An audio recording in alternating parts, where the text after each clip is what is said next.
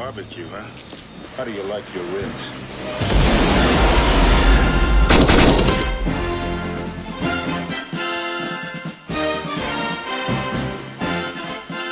What is up, y'all? This is Andy with Poster Grind, your neighborhood art director that designs movie posters for a living. Today, I wanted to go over two things with y'all. Number one, we're gonna discuss the top 5 action movie posters of 2022.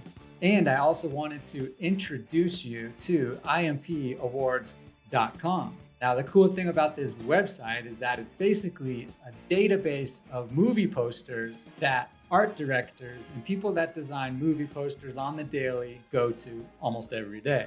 The other cool thing is that IMP does a yearly awards for top posters in each specific genre. As a movie poster designer, I'm going to share my opinions and what I think about each poster as well, just so you can have kind of an insider's point of view on the poster designs.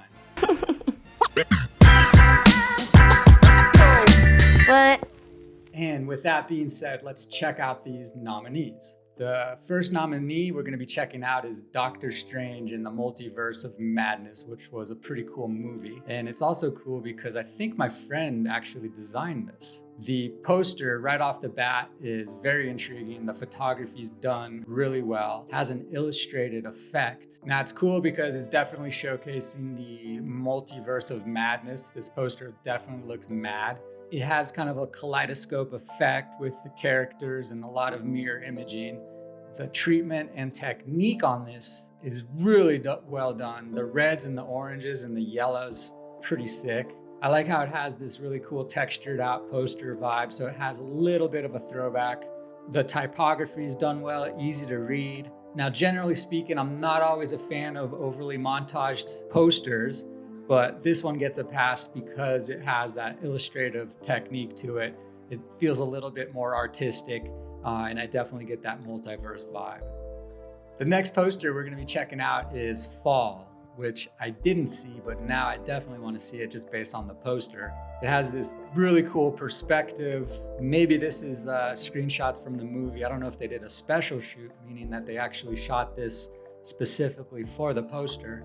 There's a lot of intrigue with why are they up on this large antenna? Why is the ladder falling? They're definitely in peril. The color scheme is nice. You can easily read the title. I like how it says dropping soon instead of coming soon. So Richard Rowe, the designer, shout out to you, good job.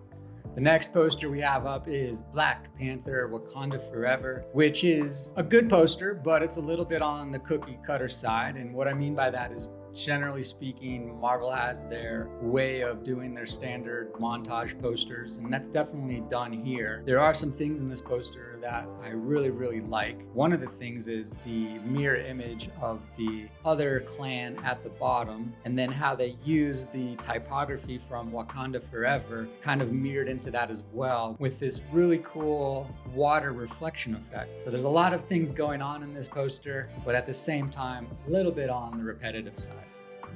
Now, this poster is definitely a more commercialized poster for the masses, but that doesn't mean Marvel Studios didn't allow an opportunity to have these design agencies produce some really cool alternative posters. One of which was done by an old agency that I worked with called Gravelous. I don't know who did this one, but it's done really well. I love the blues and the purples and the oranges and the complementary colors, and it's definitely not a typical poster that you would see. It has more of an artistic vibe, and I usually tend to like the more artistic posters in general. If I was making the nomination decisions, I definitely would have put this in the top 5 instead of the other one. Next up, we have Top Gun Maverick, which was a really, really, really cool movie. I remember walking out of the theater being like, damn, we needed that.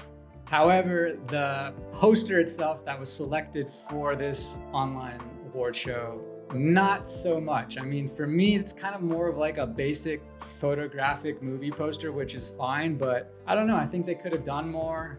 I like the photography. I like the 2 fighter pilot planes going by. I like how Tom Cruise is looking at those like, oh, that's the future and I'm stuck in the past. So it has a little bit of a narrative to it, but not exactly my cup of tea. Instead of that Top Gun poster, I would have went with this Thor Love and Thunder, which is more of a throwback, has this comic book vibe to it. I'm not saying this poster is perfect, because there's some things I would do to it to make it look even better. I would probably get all of the photography in this poster with an illustrated treatment done to it. I do like the thunderbolts. I do like the cheesy light effects. I like the magenta and the blues in the poster. The composition works really well with the two floating heads, which I normally don't like, but I feel like because this is more of a retro throwback, you can get away with something like that. And for a Marvel poster, it definitely works. Our final nominee and the actual winner of this whole entire contest is Everything, Everywhere, All at Once.